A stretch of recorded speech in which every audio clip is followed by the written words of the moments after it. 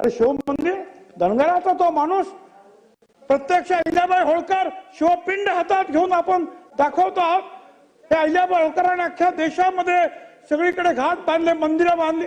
त्या समाजाचा, धनगर समाजाचा हा माणूस, त्याला ज्या पद्धतीनं अध्यक्ष महोदय आपण छायाचित्र, मी पाहिला चित्रपट, माझ्याबरोबर संपूर्ण कुटुंब होतं, पाहू शकलो नाही. अनेक लोक जे आहेत आमचे रडत रडत सगळे बाहेर पडले. अध्यक्ष त्याप्रमाणेच कोळशे पेटवून, कोळशाची धग त्याच्यामध्ये पलिते, आणि त्या पलितेने जे आहे अध्यक्ष महोदय, ह्या बोराडे काय याला एवढे चटके दिले, त्याचे मांस बाहेर आले. त्याच्या गुदद्वारामध्ये त्या गरमची सळई जी आहे ती घुसवण्यात आली. धनगराचा माणूस आहे, आपण बोलायचं नाही.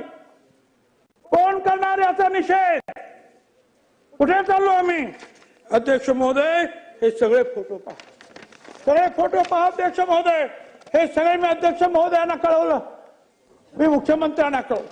मला पोलिसांना दोष द्यायचा नाही, मला सरकारला दोष द्यायचा नाही.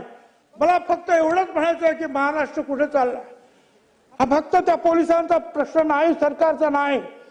सगळ्या महाराष्ट्रातील सर्व समाजाचं, सर्व जनतेचं हे सार्वभौम सभागृह आहे.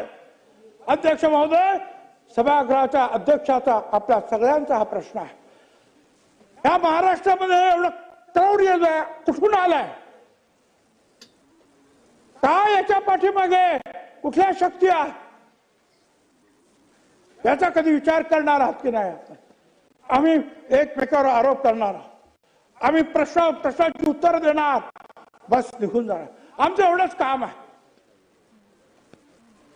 संपूर्ण महाराष्ट्राचा गोरगरीब प्रत्येक जण ह्या सभागृहाकडे डोळे लावून पाहतो की आम्हाला पण न्याय मिळेल. पण प्रश्न न्यायाचा तोही नंतर पाहू. पोलीस नंतर काय करतील, कोर्ट नंतर काय करतील नंतर, पण हे का होतं हे आपण थांबवणार नाही. अध्यक्ष महोदय, माझी विनंती आहे, या सभागृहाचे जे अध्यक्ष आहेत त्यांनी पुढाकार घ्यावा. या समाजातील जे प्रमुख जे आहेत, काही नेते असतील, सर्व पक्षाचे नेते असतील, अध्यक्ष महोदय, काही पत्रकार असतील, काही लेखक असतील, काही विद्वान मंडळी असतील, यांना बोलवा, सगळ्यांनी एकत्र बसा. अध्यक्ष महोदय, हा राजकारणाचा विषय नाही, हा एकमेकावर टीका करण्याचा विषय नाही. हा विषय या महाराष्ट्रातलं क्रौर्य जे आहे कशा अर्थीनं आपण थांबवणार आहोत,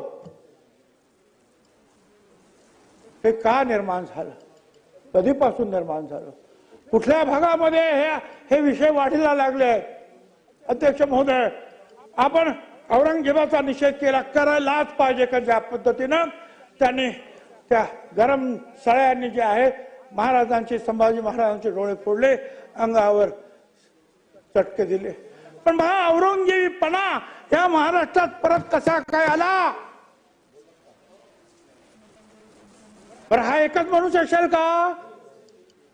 कोळशे जमवणारे, ते कोळशे पेटवणारे, त्या माणसाला मारणारे, त्याला पालतो पाडणारे, त्याला परत चटके देणारे किती लोक असतील ते सगळे बघत बसले.